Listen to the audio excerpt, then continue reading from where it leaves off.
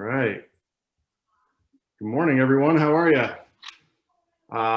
Welcome to the creative and strategy breakout session today.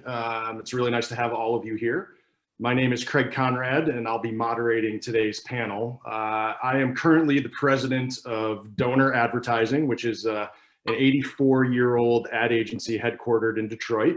I am a graduate of Miami University, and I'm sure you can't believe it, given my youthful appearance. I can't believe it. I've been in the ad business for almost, a little over 25 years. So time flies when you're having fun.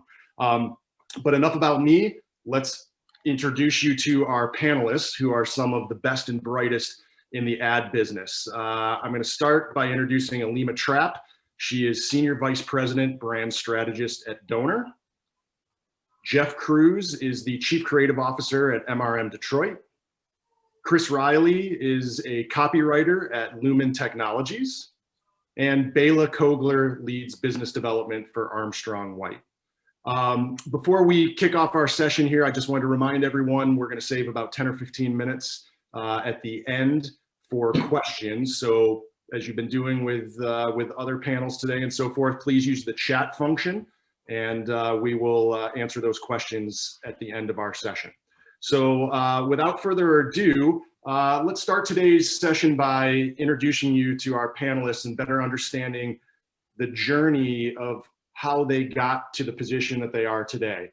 Panelists specifically interested in your background, where'd you go to school, what was your major, and then when did you decide that advertising and marketing was your thing, your gig, your passion, your calling, and tell us a little bit about your first job in the business. So Alima, why don't we start with you, giving us a little background about you and your journey in the ad business.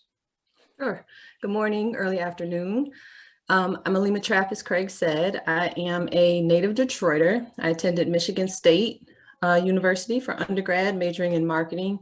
Also attended Michigan State for grad school, majoring in advertising. And I sort of fell into advertising. I was thinking about pursuing an MBA coming out of undergrad, and I had a roommate who was in advertising that encouraged me to pursue advertising. And met with the dean, met with some people at the school. It sounded super interesting. It seemed like a great complementary degree to a marketing degree. So after pursuing that, I ended up entering the industry in a research position just to get my foot in the door. So I started as a research analyst at a multicultural agency called Global Hue Advertising that was in Southfield, Michigan.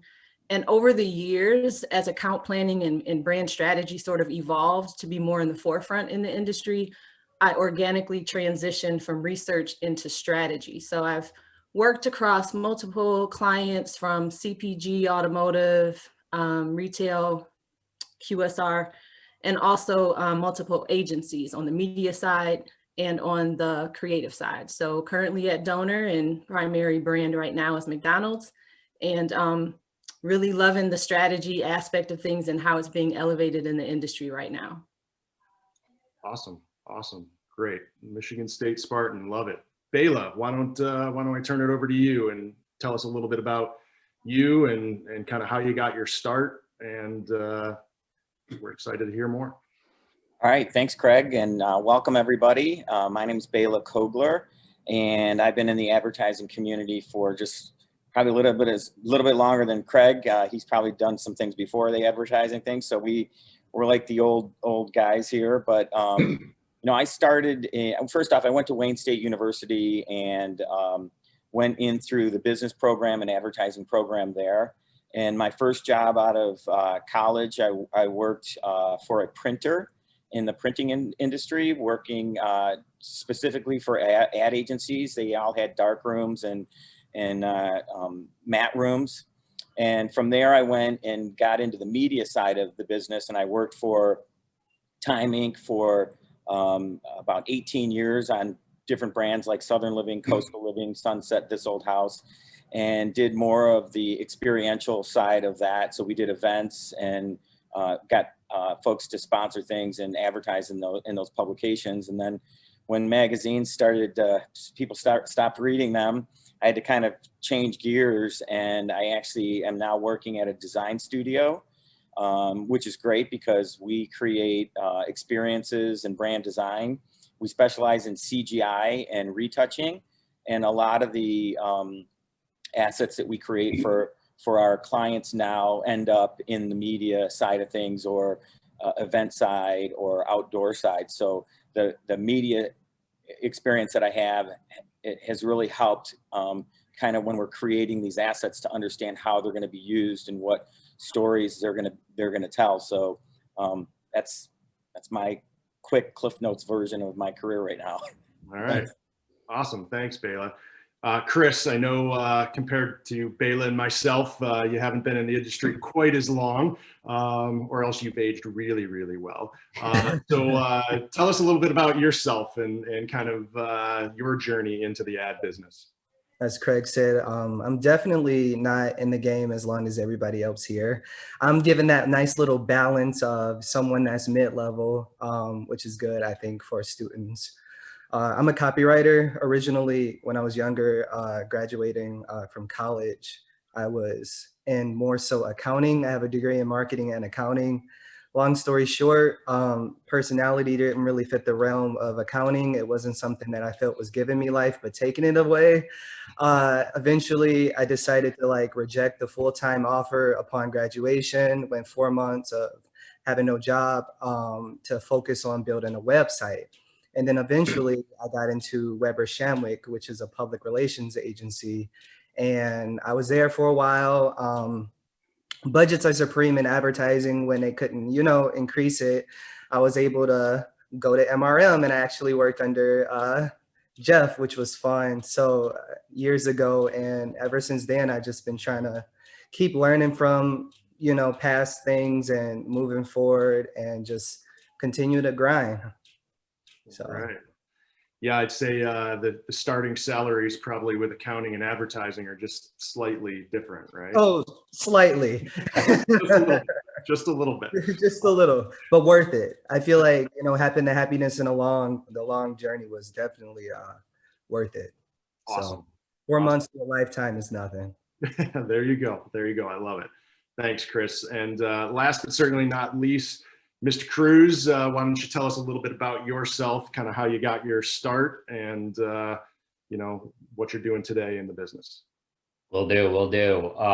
Actually, I went to high school in Arizona, so I went to Arizona State, got a BS in advertising, which is ironic and appropriate in so many ways. I got into the advertising business because during high school I drove a lot of the old Volkswagen Bugs, Beetles from the 60s. And my mom introduced me to the great and iconic VW ads from the 60s. And I'm like, wait, I can take what I like and make that a job? Yes, please. So I went into Arizona State, and at that, it's a multi-discipline program. So you do a little bit of creative, do a little strategy, a little bit of account, a little bit of media even.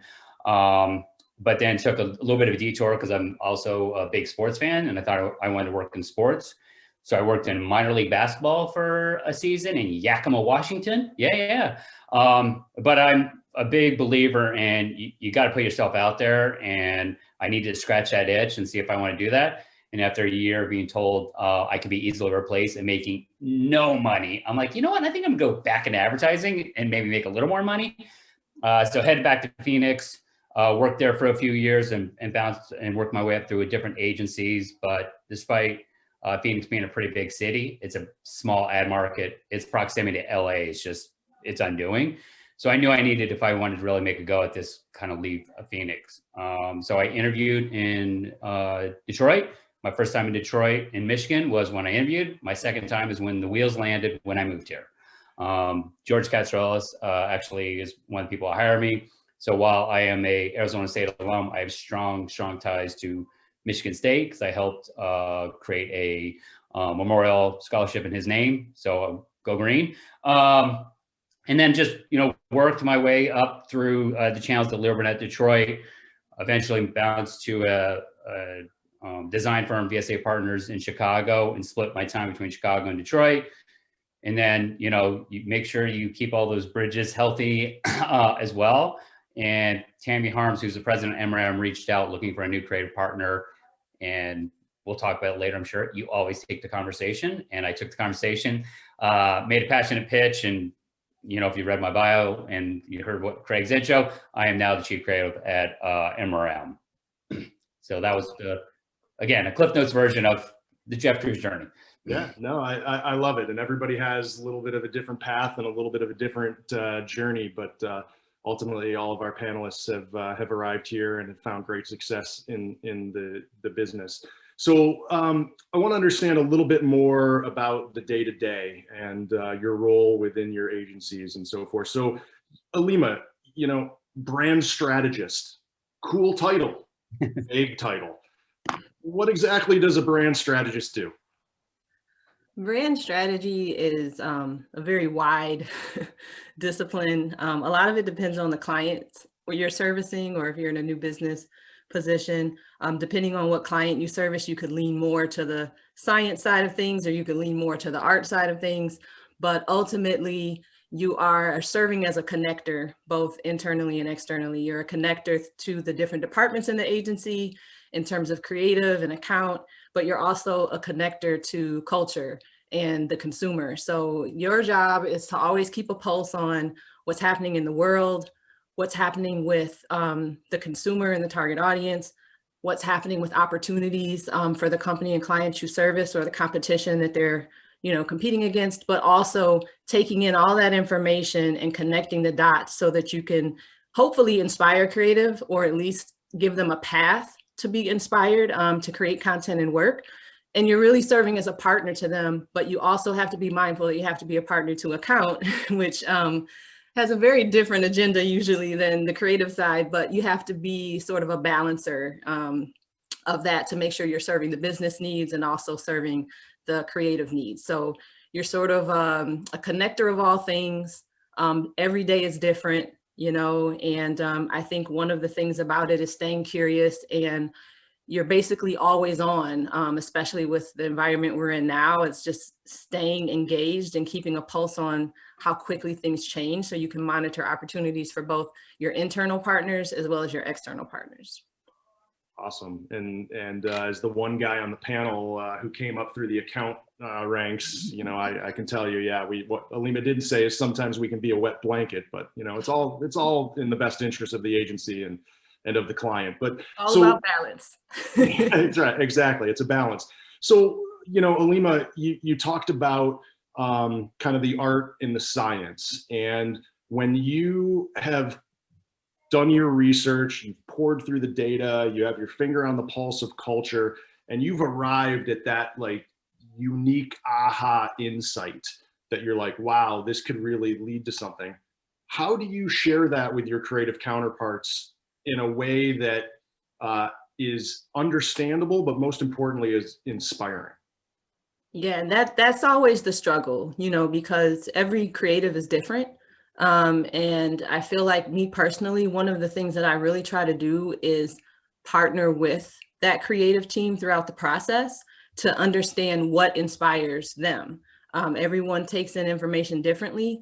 Some people want all the background and they want to help arrive at that insight. Some of them want that one-liner in hopes that they can jump off and create something great. So one thing I do is really try to tailor the approach to, you know, who I'm working with, because that differs greatly in terms of how they're going to absorb that information. But one rule is really just keeping it as simple as possible. You know, I think that when you lay too much information out there, it muddies the waters a bit. It kind of dilutes the inspiration. So as simple as you can make it. And I think in partnership is the best way, because then you're both vetted into that insight. But simplicity definitely, I think, is at the core of, you know, trying to create that jump off point. Makes total sense. Makes total sense. So Chris, as a writer who's obviously seen his fair share of creative briefs, what do you find most important when you're first getting that brief, when you first get an assignment? What are kind of the key things that you look for to help you do your job? I want to say it really depends on what brand I'm working for, and the understanding of the overall tone and identity of the brand.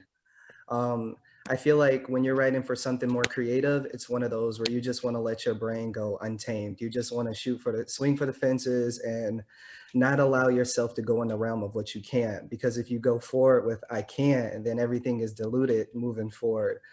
So I feel like, but it's kind of the opposite with tech, or sometimes in many situations, automotive, because there are so many rules and things and regulations of things you can say or you can't do. But I feel like the best thing is to always just swing for the fences and see what comes out of it.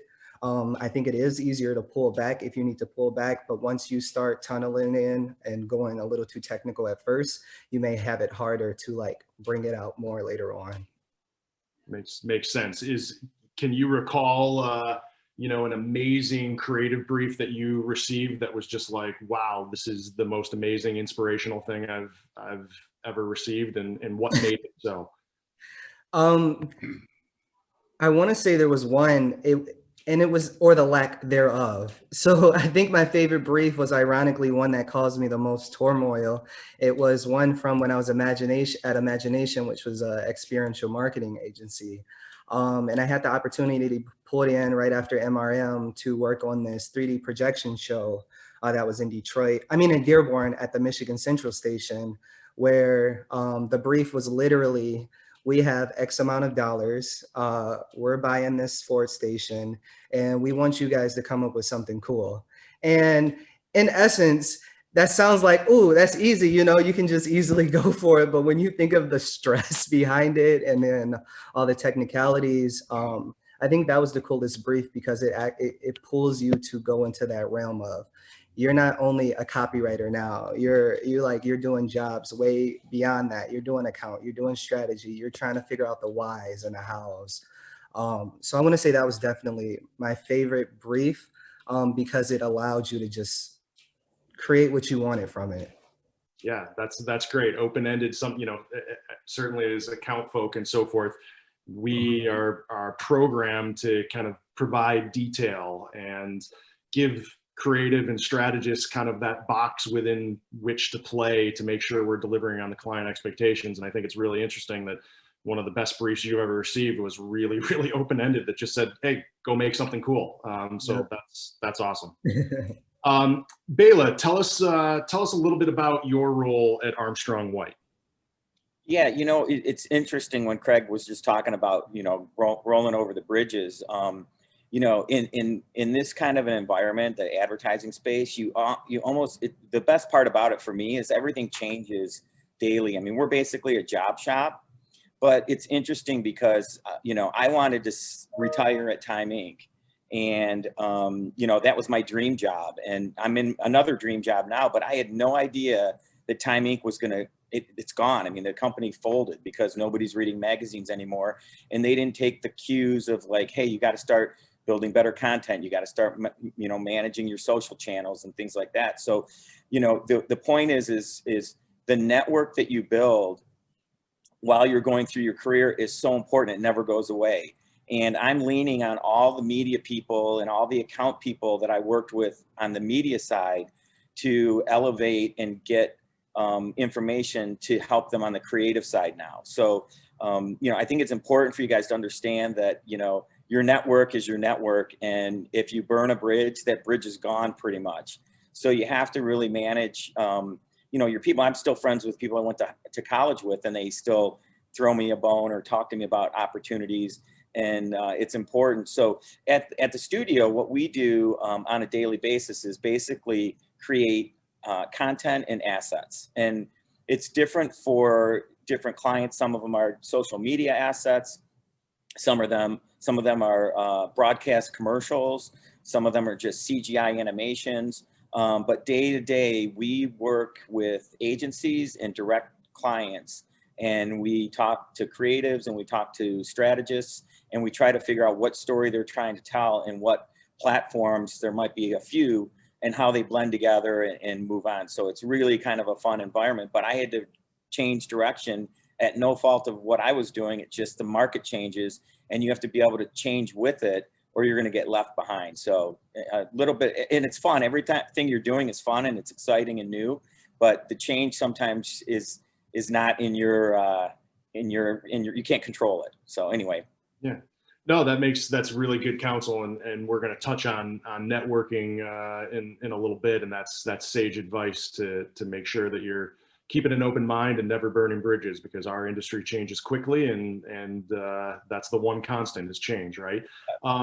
Bela, you mentioned in your current role that you're in a unique position to work with both agencies as well as directly with clients and brands. I guess, what's the biggest difference between working with the two, and or what are the biggest similarities with working with the two? That's a great question. And one of the things is the business has changed and the traditional agency model has changed. So a lot of times we'll work direct with a client and we'll also work with their agency. For instance, we work with P&G, and P&G, we work directly with brand managers to help them build assets. For instance, if it's Olay and we're building their bottles for their product, their lotions or their soaps, we'll build the brand, and then that asset can be directly taken to the agency, and the agency can use that asset in a broadcast commercial. It can use it in a print ad, and the agency, then it provides consistency because the product is the same, and it can go to any, if they have multiple agencies, it's the same product, and there's no room for, oh, that label was last year's label, or they missed, 10% more soap, or whatever the nomenclature is on the bottle. And we also do a lot in the automotive space, and we'll work direct with clients if they're doing some kind of an internal announcement with, say, for instance, the Bronco. The vehicle wasn't in production yet. They give us the CAD data, we create the vehicle, and they use it for an internal marketing program or advertising program, and then it'll come out and launch to the general public. So there's a lot of different areas that we can connect with a client and or an agency. Very cool. Very cool. Jeff, want to switch it over to you. Chief Creative Officer, another very cool title, but know that you wear a lot of hats, and it requires you to have your head on a swivel and kind of be looking all around at all times. As narrow as you can, how would you describe your role and what you do at the agency? Yeah, a swivel is an appropriate way to describe it. We have a large group at MRM. Our creative group is rather large at MRM. I have about 100 people that are in my group. So it's managing all those personalities and make sure that, they're feeling inspired and motivated to do great work. They have the resources and support they need to do great work. And then you got to deal with the ups and downs. We don't need to belabor what happened in 2020. So there was a whole lot of those, and just making sure, people are in a good headspace, because I think that's pretty critically important to do great work. But then it goes beyond just our group. So it's my strategy friends. And just a quick note on that. The best work comes from the best briefs. It's that simple. And then if you're in a presentation or your pitch, you really want an amazing strategist to tee you up and set up great strategy, because then all you're doing is closing with great work.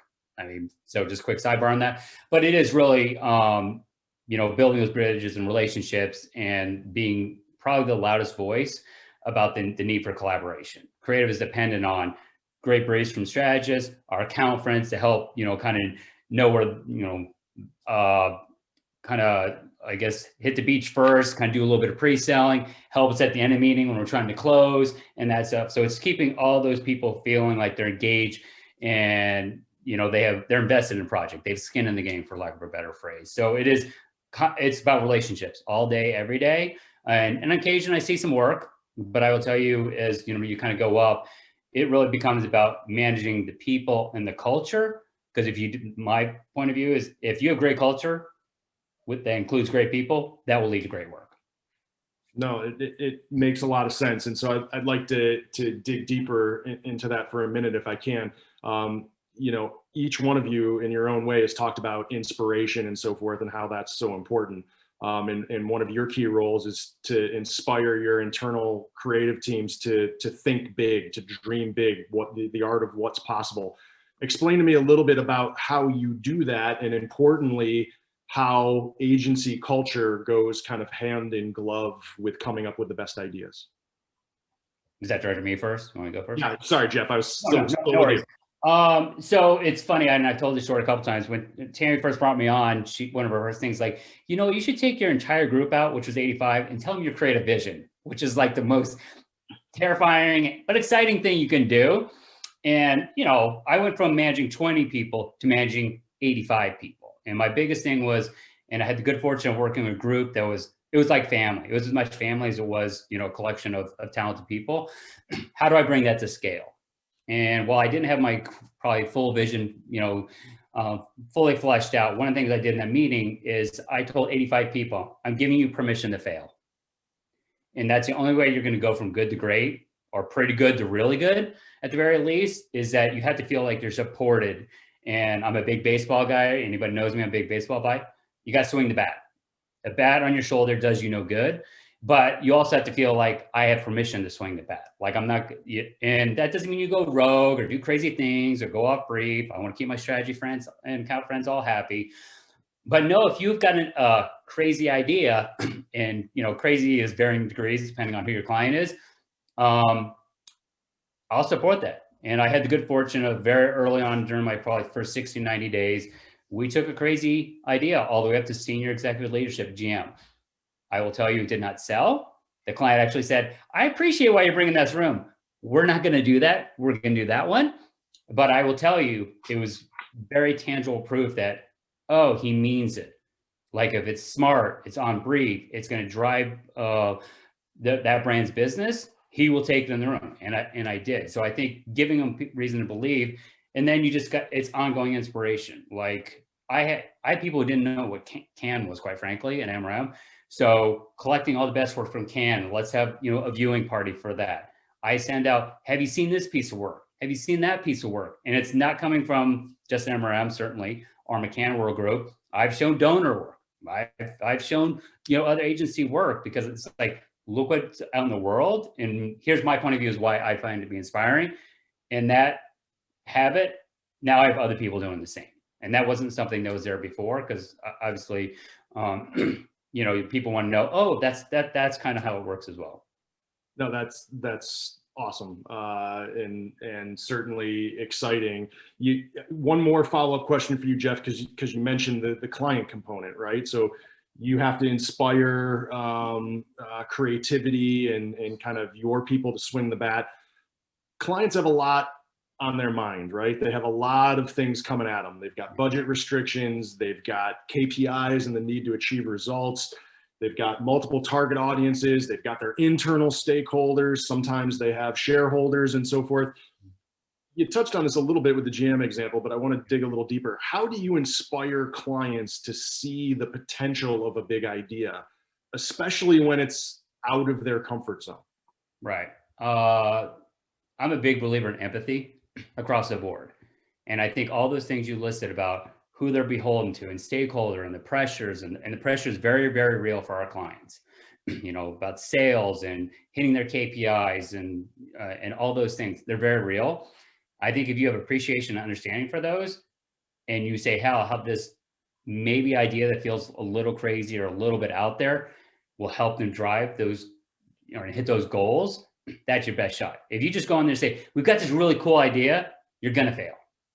If you got this really cool idea that seems a little out there, but we think can achieve what you're trying to achieve, maybe perhaps in a way you hadn't originally intended or thought about, you go in there. And, we've all heard the magic of 3. You go in there with a range of work, and it's like, this one's right in their sweet spot. This one's a little bit out there. And then this one's maybe out there further.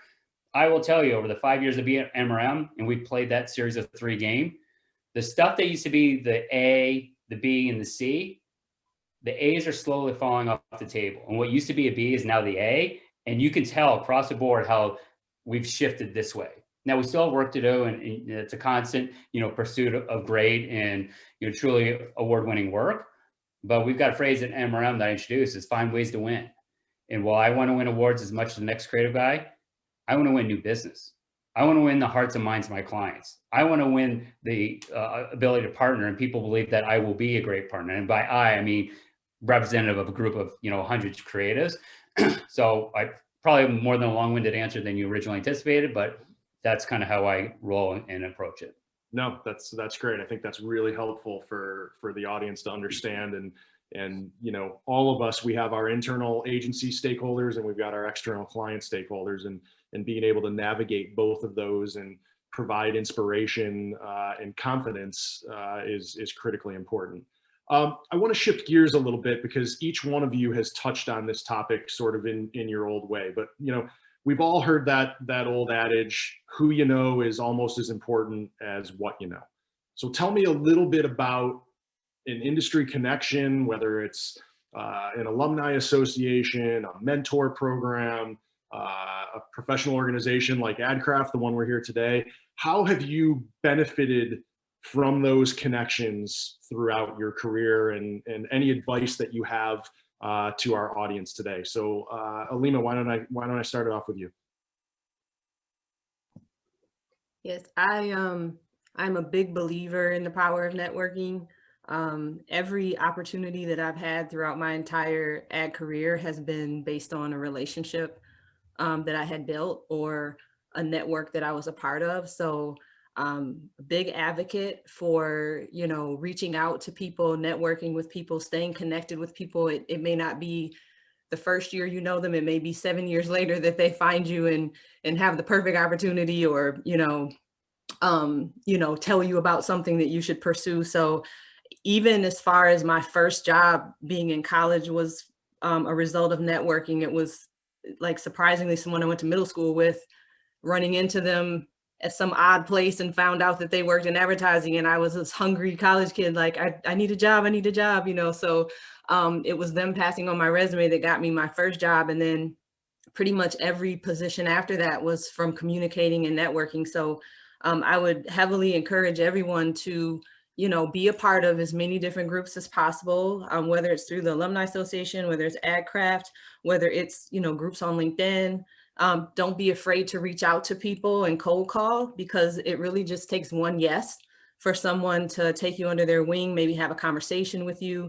I would say this, even though it's probably not popular opinion, but don't be afraid to work for free to get your foot in the door. Ask someone if you could shadow or work on a project with them to get the hands-on experience, because I know a big barrier for entry-level positions is who's going to give you that break.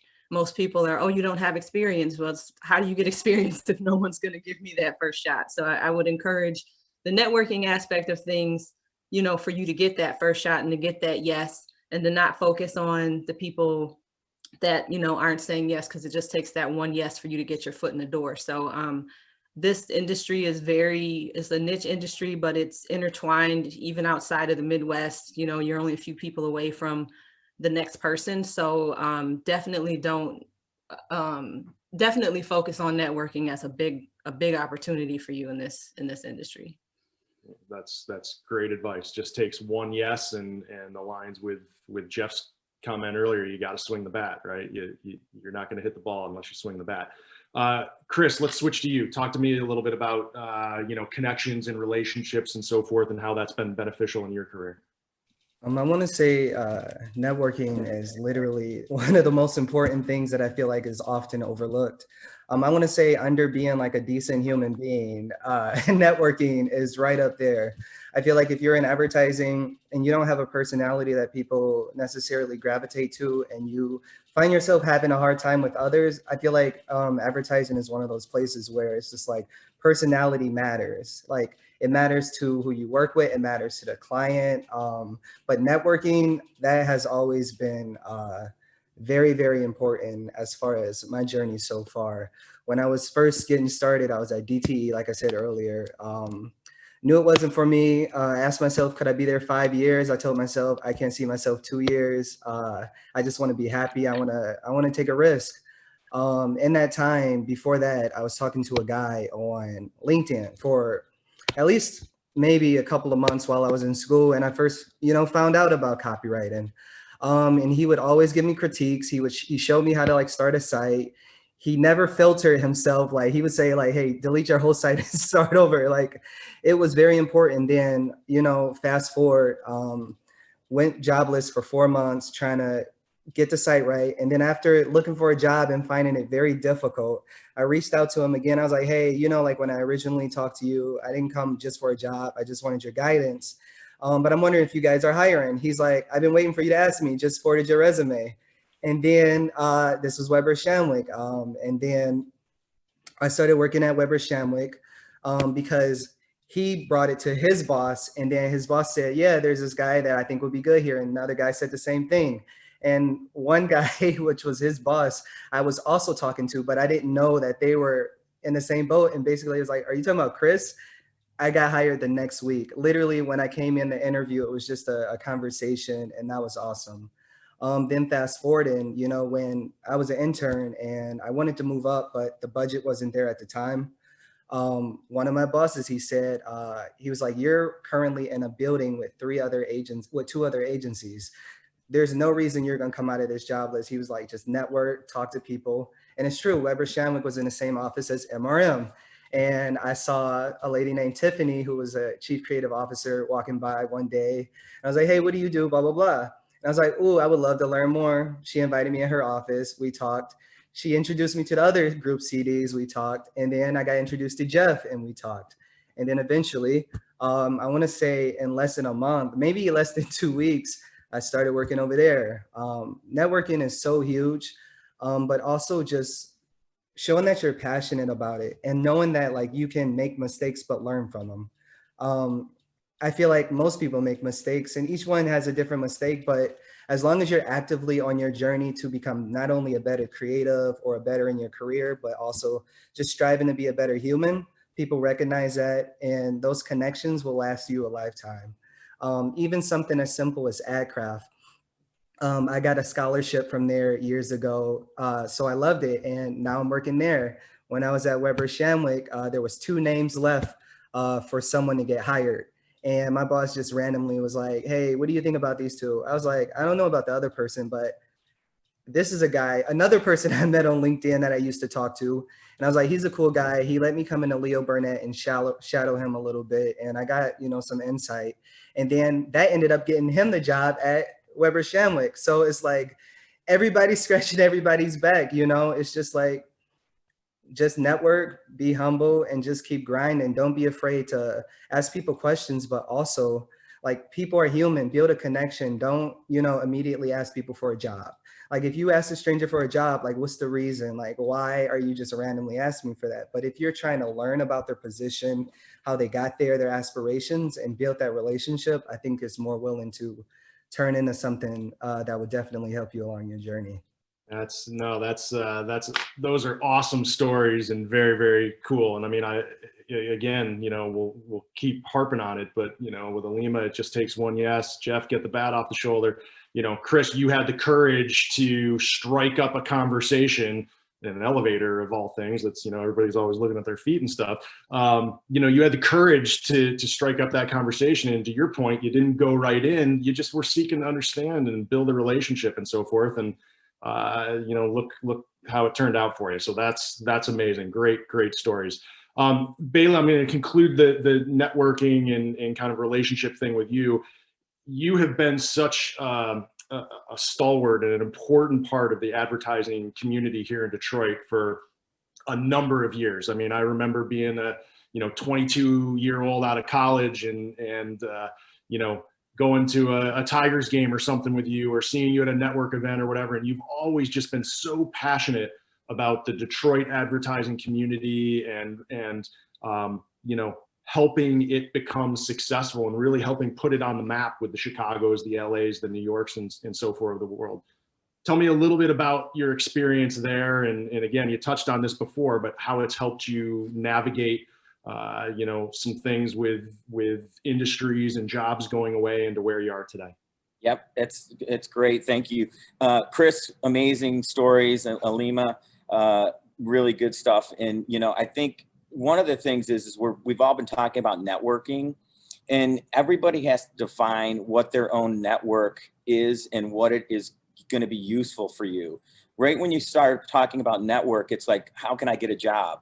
And Chris mentioned, you know, step back and use that network to gain knowledge, to build a database, to build relationships. and the job will come as a byproduct of that.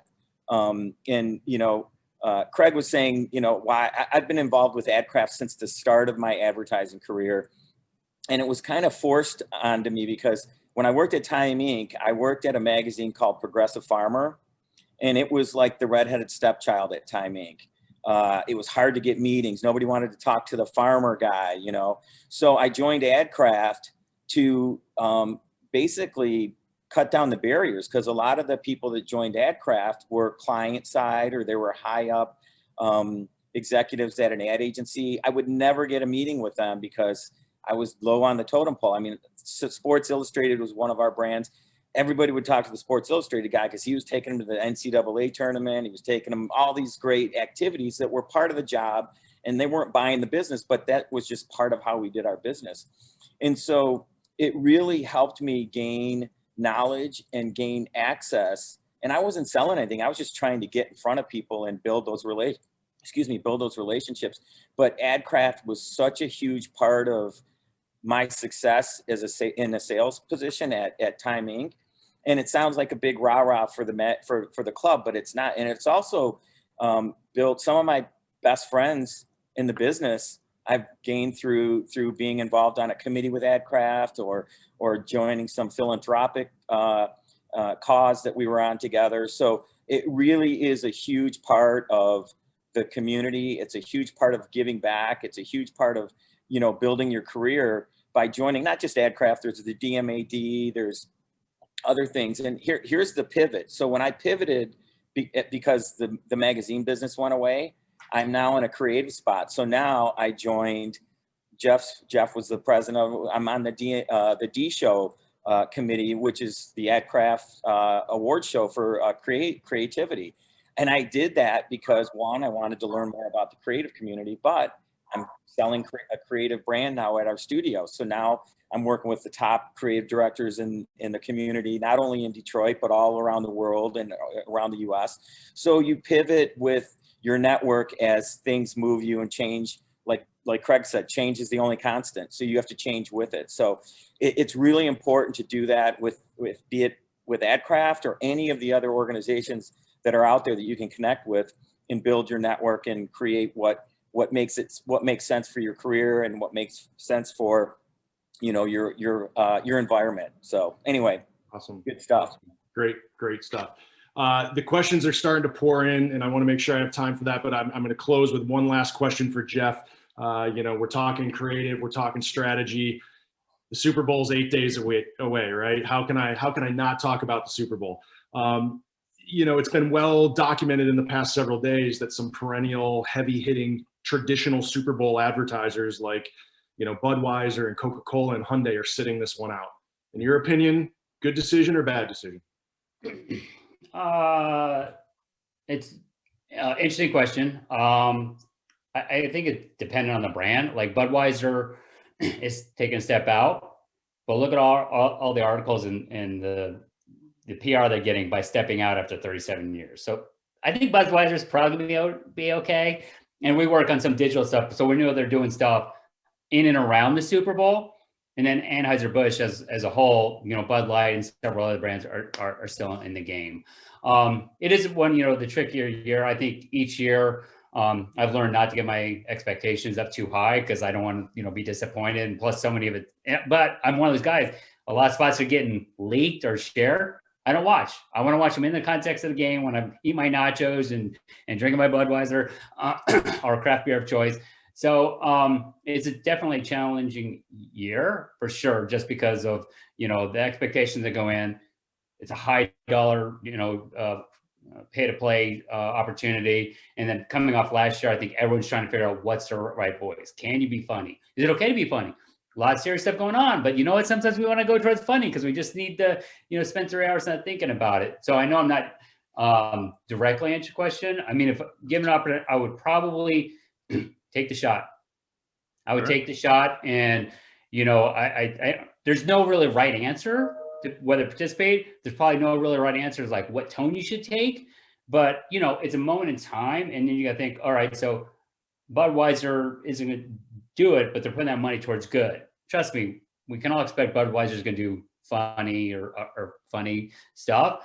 So it's that one thing, but what is Budweiser as a brand on multiple touches and multiple points of contact with Budweiser lovers doing? That's really what tells the Budweiser story. Got it. No, makes a lot of sense. Good insight, good counsel. All right, we've got about 10 minutes left or so. The questions are pouring in here, so I'm just going to kind of start, and I'll try to guide these to a few people. So, Chris, I'm going to start with you. As Cami has asked, as an aspiring copywriter, how do you go about building a portfolio to get an entry-level position? I was actually responding to that via typing. Spec work. When you're first starting off, of course, you're not going to be able to, go to Nike and be like, hey, hire me, I want to be a writer, and get your start there. Unless you're really lucky. I mean, that can definitely happen. But usually you definitely want to do spec work. So basically, if you're a copywriter, one thing that I strongly suggest is, meet other people that are studying the same thing as you and work with a designer. So by working with a designer that is also at the same level as you, you guys can work together and create something that not only benefits one, but benefits the both. If you're a copywriter, work with a designer and look at a brand that you guys see things that you can improve in. Take that brand and create your own ads around it. Change the verbiage, change the story. You may even change the logo. The only advice I'd give within that is avoid the bigger names. Try to avoid Nike, try to avoid Adidas or these giant ones that everybody knows, because these are people with millions of dollars worth of advertising. So you do get the best, but you have a local grocery store or something, you see something you can do better. You have a local art gallery that you see potential in, and maybe they don't have marketing at all. Maybe you can even take that to them later, and maybe you can start your career that way. There's so many different ways, but as a copywriter, I think the thing that benefited me most was working with designers that also needed spec work, and create that spec work and kind of go from there. Awesome. All right, another question comes from Greg. A lot of students that are in the audience today are doing class campaign projects or competitions. Alima, what are some of the tools and methodologies that you use that help you kind of uncover key insights that then you work into your brief and share with your creative counterparts? That's a good question. I've been on both ends of the continuum at different agencies. I've been at some agencies where we have too many resources, where you have yours for the picking you can use, but I've also been on the other side where you have extremely limited resources, so you have to be super resourceful and creative in terms of how you find information and that leads you to insight. So assuming in college, if they don't have subscriptions to different things that you could leverage their industry tools for targeting and insights. I am a big proponent of this continuing to click. That's like the power of the click.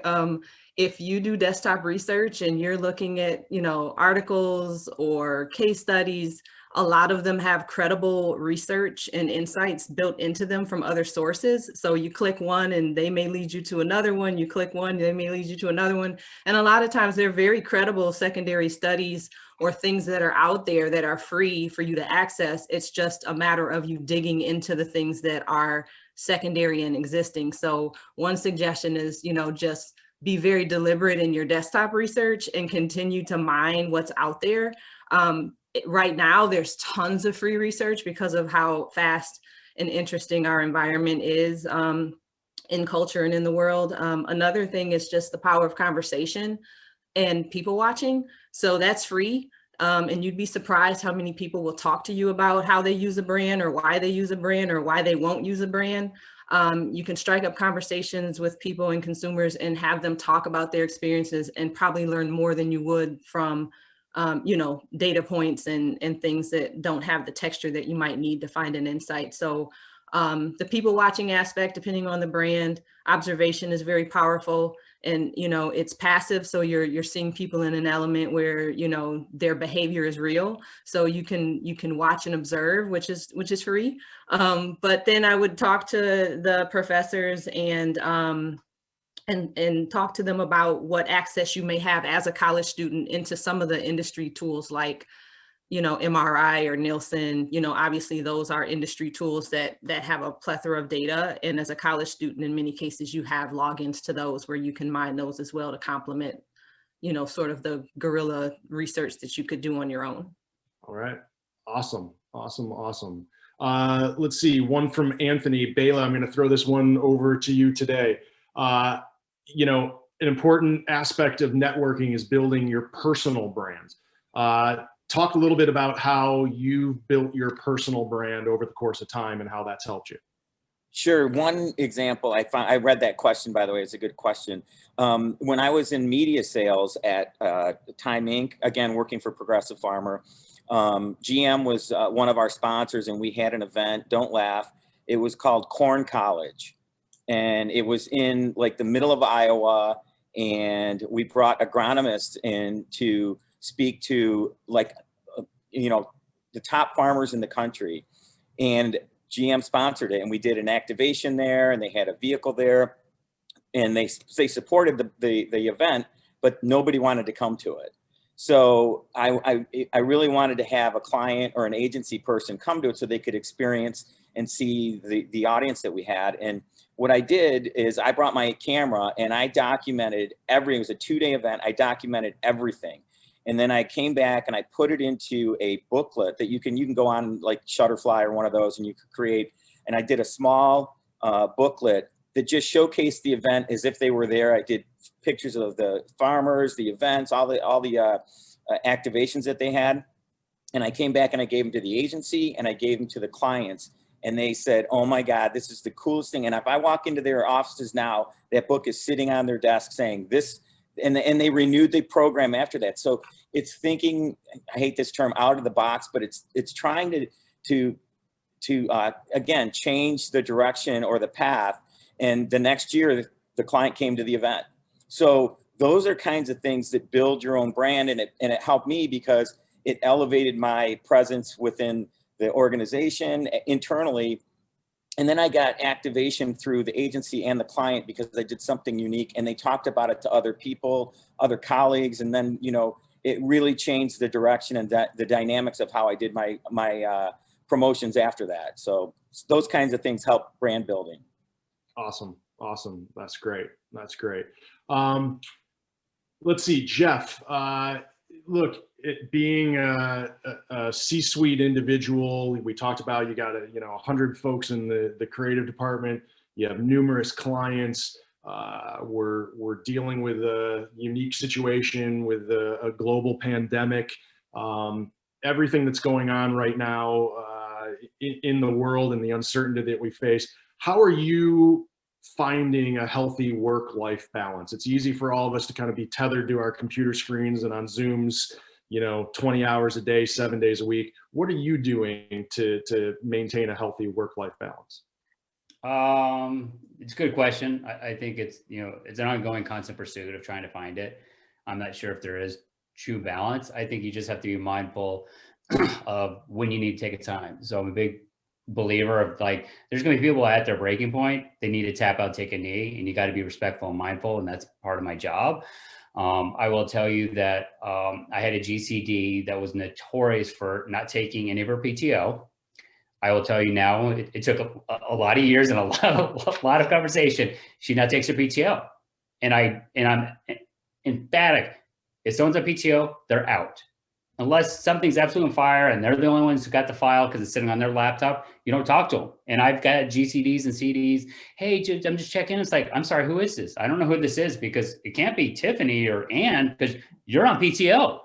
But the exchange is, I expect the same when I'm out. There's gonna be times when I know I have a lot going on. I need to just separate. I need to break. And so whether, back when I was taking vacations to go see some game at a different baseball stadium, when I'm out, I want to be out. And I know that it's not 100%, but mostly out. And I think it's just being respectful and mindful of that. And I think we have to help each other maintain and remind, you need balance. And it may never be a 50-50, but you can tell when somebody, you know what, it's probably best if you were to step away for a day or a long weekend, or maybe even a week. I've got a GCD going on vacation next week, and I'm like, she's already pinging me. I'm like, why are you talking to me?